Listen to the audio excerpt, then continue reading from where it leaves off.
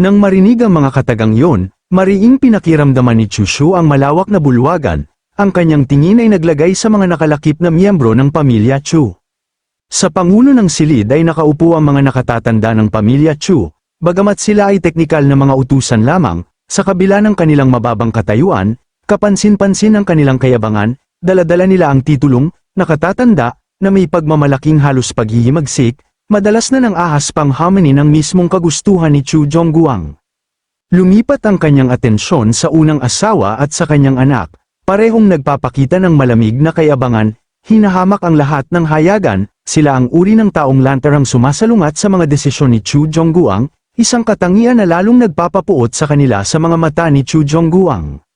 Sa malapit, nakatayo ang pangalawang asawa na may kalkuladong kilos. Siya ay mabagsik at tuso, ang kanyang mga mata ay palaging nakatuon sa posisyon ng tagapagmana para sa kanyang anak. Gayunpaman, ang kanyang anak ay kulang sa kanyang pagiging sutil, halatang halata ang kanyang kahangalan, na ginagawang halos kahabag-habag ang kanyang mga ambisyon. Sa kabaligtaran, ang ikatlong asawa ang tila pinakamatalino sa grupo, sa ibabaw, nanatili siyang mapayapa, iniiwasan ang away at kompetisyon. Ngunit ang mismong pagkukunwang ito ang nagtamo ng pabor ni Chu Zhongguang, ang kanyang anak na si Chu Shan, ang ikaapat na anak ng pamilya, ay malinaw ding paborito ng patriarka. Pagkatapos ay naroon si Chu Zhongguang mismo, ang pinakakakaiba sa kanilang lahat, bagamat palagi niyang iginiit na siya ay pumipili ng tagapagmana, kumikilos siya ng may kakaibang kawalang pakialam, na tila hindi siya interesado sa magiging resulta. Hindi ako sumasang-ayon. Pumutol ang isang boses sa hangin, ang aking pamilya Chu ay isang pamilya ng martial arts, ang tagapagmana ng puno ng pamilya ay dapat natural na umasa sa lakas. Chu Yila, hindi ba sumasang-ayon ka? Pinagmasdan ni Chu Yao ang pagpupulong ng may malamig, kalkuladong mata, hanggat siya ay hindi sumasang-ayon, magiging dalawang laban sa dalawa ito. Isip niya, kahit napaboran ni Chu Zhongguang si Chu Shan, hindi siya magiging masyadong lantaran tungkol dito. Umabot sa rurok ang tensyon sa bulwagan nang tumungo si Chushu, hindi mabasa ang kanyang ekspresyon, nag-alok siya ng magalang na pagtanggap ng kamao, ang kanyang boses ay mahinahon ngunit matatag, natural na may sariling dahilan ang ama sa paggawa nito. Aniya, tinutukoy ang pagpili kay Chu Xiang, ang anak na ito ay walang tutol. Nagkalat ang pagkagulat sa silid, tumingin si Chushu sa kanya, ang mga matay dilat sa hindi paniniwala, nang ahas siyang sumalungat sa akin. Isip niya, kumukulo ang kanyang galit sa ilalim ng ibabaw, sandali lamang ang nakalipas, tiwala siya sa kanyang kontrol, iniisip kung paano niya inutusan ang mga tao na patayin noong nakaraan, ngunit narito siya, na naninindigan. Shushu, sigaw ng panganay na kapatid, nanginginig ang boses sa pinigil na galit, alam mo ba talaga ang sinasabi mo? Bibigyan kita ng isa pang pagkakataon, nangangahas ka bang sabihin muli? Hindi natinag si Chushu. Ibinaling niya ang tingin sa panganay na kapatid, ang tono ay puno ng matalas na kabalintunaan. Kuya, mali ba ang pakikinig sa mga salita ng ama? Ibinito niya ang tanong bago baluktutin ng patalim, hindi ka pa naman puno ng pamilya, ngunit ang lakas ng loob mo sa pamamahala, kung ikaw nga ang maging puno ng pamilya, hindi ba tayo'y magpapalimos na lang? Ikaw, ang panganay na kapatid ay namutok, namumula ang mukha sa galit habang pinagmamasid siya ng mga nakatatanda at miyembro ng pamilya. Bago pa man lumala ang away, ang autoritatibong boses ni Chu Zhongguang ay pumutol sa kaguluhan. Tama na, hindi pa ako patay, tapos na ang usaping ito, walang sino mang dapat magtalo pa. Yumuko ng bahagya si Chushu, ngunit hindi pa siya tapos, dahil nagtakda na ng mga tuntunin ng ama, simyulang sabi, relax ang tindig ngunit malinaw ang kanyang intensyon, hindi ba dapat ibahagi rin sa akin ang ilan sa negosyo ng pamilya? Itinuro niya ang silid. Nagkikita ang kanilang mga mata, ang minahan sa nanhuang na aking pinamamahalaan ay ganoon lang kaliit, walang paraan upang umunlad ng husto, hindi naman kayo makakapabor ng sobra sa isa at mangdiskrimina sa iba, di ba? Ikinunot ni Chu Zhongguang ang kanyang mga mata, sinuri ang kanyang anak ng may bagong interes, nagkaroon na pala ng ambisyon ang batang ito, tandang isip niya. Sa kabilang panig ng bulwagan, nagpalitan ng tingin ang mga asawa, nag-uumapaw ang kanilang pagkaunawa. Gusto rin palang makipag-agawan sa posisyon ng puno ng pamilya si Chushu. Binasag ni punong steward Liu ang katahimikan, tumungo siya ng may pagmamataas na hangin, ang minahan ay bahagi rin ng negosyo ng pamilya, ikalawang binata, aniya, may babala ang kanyang boses, Huwag naman kayong magpakapalad, di ba? Biglang pumutok ang tensyon sa bulwagan, tumayo si Chushu nang may mahinahon, halos malamig na komposisyon. Nakapako ang tingin sa lalaki sa harap niya. Steward Liu, halika rito sandali. Tawag niya, mapanlinlang na matatag ang boses, may sasabihin ako sa iyo. Lumapit ang steward, ang kanyang tindig ay naninikip sa halo ng kayabangan at pag-aatubili. Hindi siya nag-abala sa paggalang na karaniwang ibinibigay sa isang amo. Kung may sasabihin ang ikalawang binata, sabihin na lang ng direkta. Tugon ni Liu, nanlalim ang mga mata. Natatakot ba kayo na malayo ako para marinig? Hindi siya nagtagal para sa kanyang sagot. Sa isang malabong paggalaw na sumalungat sa inaasahan ng steward, sumugod si Chushu. Bago pa man malaman ng lalaki ang banta, tumama ang isang mabigat na suntok sa kanyang tiyan, isang malalim na "ag" ang tumakas kay Liu nang tiklupan siya ng lakas ng suntok na parang papel. Bumagsak siya sa sahig. Umiikot ang kanyang mga mata, nawala ng malay bago pa man siya bumagsak sa kahoy. Ngunit hindi pa tapos si Chushu, nang may malamig na kahusayan, ibinaba niya ang kanyang sakong, naipit ang walang malay na lalaki sa sahig habang namangha ang mga nanunood. Naging katahimikan ang silid, pinagmasdan siya ng ilang tao nang may malalaking mata at nanginginig na mga kamay. Namumutla ang mga mukha habang nasasaksihan ng biglang pagsiklab ng karahasan. Paano? Paano siya naging si Chushu? Bulong ng isa, hindi makapag-ayos ng mabangis na figure na ito sa taong akala nila ay kilala nila. Binasag ng isang dumadagundong pagsara ng isang mesa ang mabigat na katahimikan habang ang isang galit na kamay ay nagreklamo sa bigat. Tumayo ang ama ni Chushu, namumutok ang mukha sa galit. Tama na, Chushu, sino ka ba? Ang hagulgol niya, nanakit ng tao sa publiko, may respeto ka pa ba sa akin, ang iyong ama? Hindi natinag si Chushu, nanatili siyang nakatayo sa itaas ng nabuwal na steward, walang emosyon ang kanyang ekspresyon. Ama, pakiusap, pigilan ang iyong galit, sabi ni Chushu.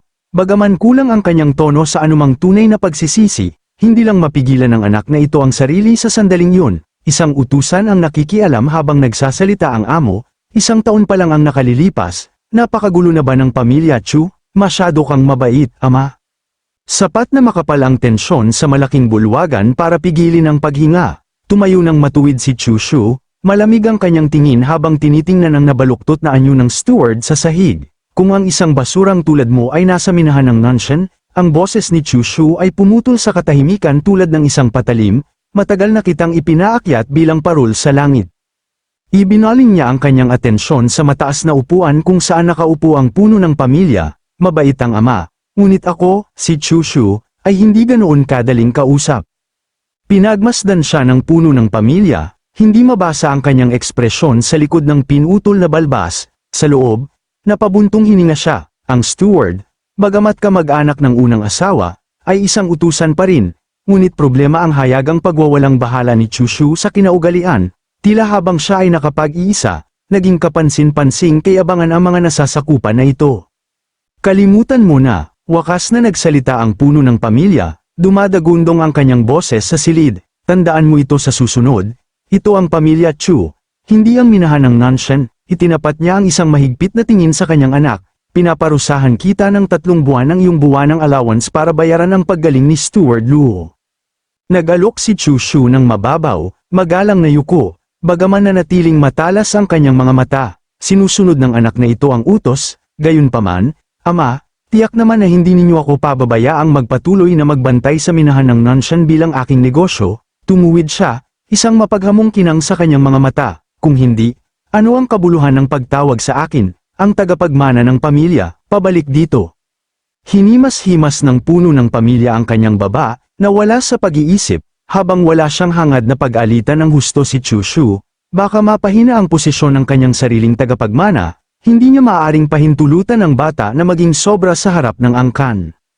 Sa tabi niya, namumutok ang mukha ng unang asawa sa pagkainis. Amo, hahayaan na lang ba natin ang usaping ito? Ang bulong nito, nanginginig ang boses sa pinigil na galit, nanakit ng tao sa publiko si Chushu, wala talaga siyang respeto sa inyo.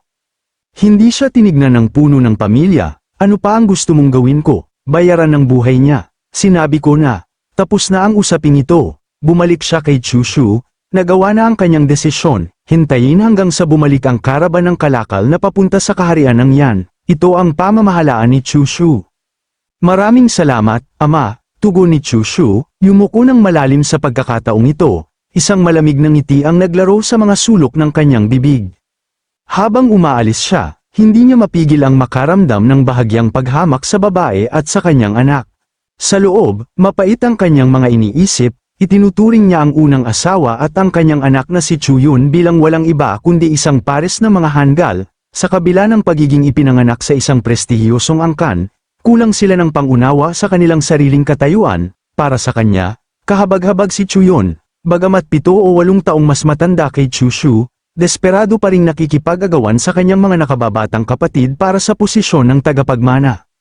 Sige, tapos na ang usapan, umalingaw-ngaw ang boses ng puno ng pamilya, senyales ng pagtatapos ng pagpupulong, lahat, umalis na.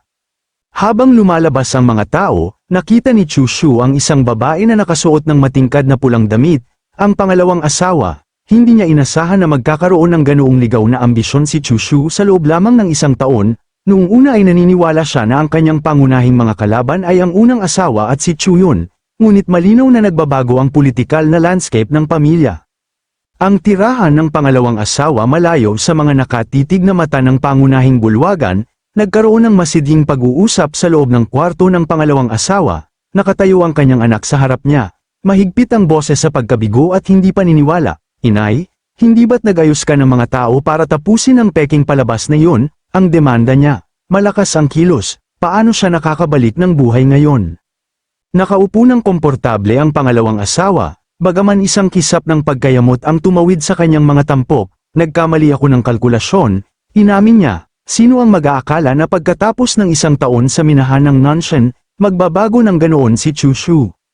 Naglalakad-lakad ang kanyang anak sa silid, tumataas ang kanyang pagkabahala. Ngunit nanatiling tiwala ang kanyang ina. Ipinaalala niya sa kanya na ang walang ingat na pag-uugali ni Chushu, ang pananakit ng tao ng direkta sa harap ng amo, ay tanda ng kabaliwan. Hindi hahayaan ng pamilya Chu na maging tagapagmana ang isang baliw, tiniyak niya. Sa kanyang mga mata, si Chushu ay may malaking ambisyon ngunit, kaunting talento, habang ang kanilang iba pang kalaban, si Chushang, ay teenager pa lamang. Ikaw lamang ang pinakamahusay na kandidato, sabi niya ng matatag sa kanyang anak. Gayunpaman, nag-aalangan pa rin ang anak. Siya nga pala, inay, ang steward na itinalaga ng ama sa karaban ng kalakal ni Chushu ay lahat ng iyong mga tao. Bakit hindi mo hadlangan ang kanyang mga plano? Kumalat ang isang matalim, tusong ngiti sa mukha ng pangalawang asawa habang sumusulong siya. Nanlalim ang kanyang mga mata. Huwag kang mag-alala. Aniya, nagastusan ako ng malaki sa mga taong yun. Ginugaranti ako na kahit makuha ni Chushu ang karaban ng kalakal, hindi niya magagawang mag-utos ng isang tao. Lumipat ang eksena sa hardin ng Parmasya, kung saan makikita ang masiglang hardin sa mga pang-araw-araw na gawain ng mga alagad hanggang sa dumating ang ikalawang bata, na may sumusunod na hangin ng tahimik na pagtatanggol. Sa likuran niya, isang tapat na attendant ang nagpahayag ng alalahanin na nagpapabigat sa kanilang isipan. Ayon sa mga lumang tuntunin, ang mga mapagkukunan ng pagsasanay ng ikalawang binata ay palaging naibibigay sa kanyang nakatatang kapatid. Tandaan, binata, tugon ng binata, malamig at matatag ang kanyang boses, iyon ang mga lumang tuntunin. Ngayon, kailangang baguhin ang ilang tuntunin. Sinalubong sila sa pasukan ni Steward Joe, isang lalaki na ang bilugan ng mga tampok ay namumutok sa maskara ng mapagmataas na paghamak. Hindi niya itinago ang kanyang pagkamangha sa kanilang pagdating. Para kay Joe, ang ikalawang binata ay isang bisita na nawala. Ang batika ay hindi lugar para sa isang taong ang bahagi ay naipirma na sa iba. Ikinukutsa mo ba ako, ikalawang binata? Pangungutsa ni Joe. Nanlalim ang kanyang mga mata. Ang iyong mga mapagkukunan ng pagsasanay ay palaging kinokolekta ng pinakamatandang binata. Bakit mo hinihingi sa akin ang mga ito? Hindi natinag ang ikalawang binata. Tumapak siya sa espasyo ng steward. Tumitimo ang kanyang tingin. Kung gayon, bakit mo ibinigay ang aking mga mapagkukunan ng pagsasanay sa pinakamatandang binata? Sinabi ko ba ito? O ang ama ang nagbigay ng salita? Naglabas si Steward Joe ng isang pagwawalang bahala na buntong hininga. Ibinaling ang kanyang ulo na parang ang usapan ay mas mababa sa kanya. Sinabi niya sa binata na kung hindi siya nasisiyahan, dapat niyang direktang kausapin ang kanyang kapatid. Natapos niya ito sa isang masakit na pagtulak, kinukutsa ang binata sa pagsubok na ilabas ang kanyang galit sa isang steward lamang. Isang mapanganib na kinang, isang kisap ng matingkad na pulang hangarin, ang sumiklab sa mga mata ng ikalawang binata. Napakaganda, bulong niya. Bago pa man mapansin ni Joe ang pagbabago sa kapaligiran, isang malabong paggalaw ang pumutol sa hangin, isang matalas, umalingawngaw na kalabog ang umalingawngaw sa patio habang ang isang malakas na sampal ay nagpadala sa steward na paikot-ikot patungo sa lupa. Hinawakan ni Joe ang kanyang namamagang mukha, humihingal sa purong pagkagulat, tumingala siya, hindi sa binata, kundi sa lalaki na nagdala ng suntok para sa kanyang amo, ang lakas ng loob, ang tahol ng katulong, itinuro ang daliri sa nabuwal na lalaki, nangangahas kang magsalita sa ikalawang binata ng ganoon, wala na bang respeto sa mas nakatatanda? Mabulol lamang sa hindi paniniwala si Steward Joe, nawasak ang kanyang autoridad sa isang solong, marahas na sandali.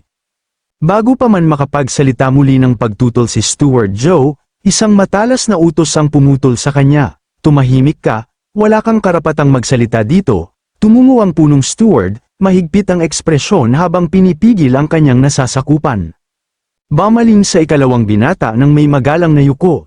Ganap na nagbago ang pag-uugali ng punong steward, ang aking nasasakupan ay walang ulirat.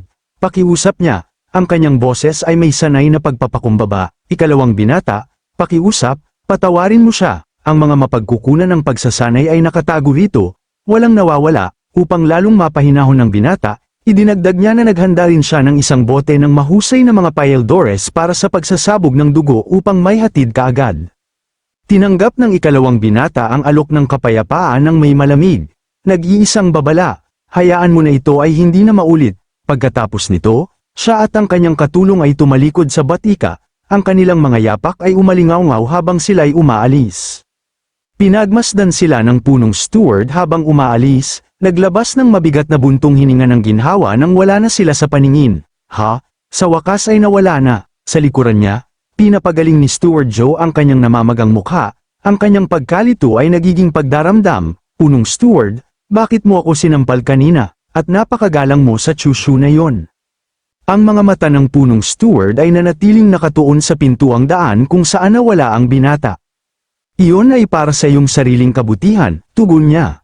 Kung hindi, malaki ang gulo mo. Ipinahayag niya ang pinagmulan ng kanyang pag-iingat, isang balibalita na kamakailan lamang ay halos pinatay ni Chushu ang isa pang mataas na ranggong utusan, si punong steward Leo.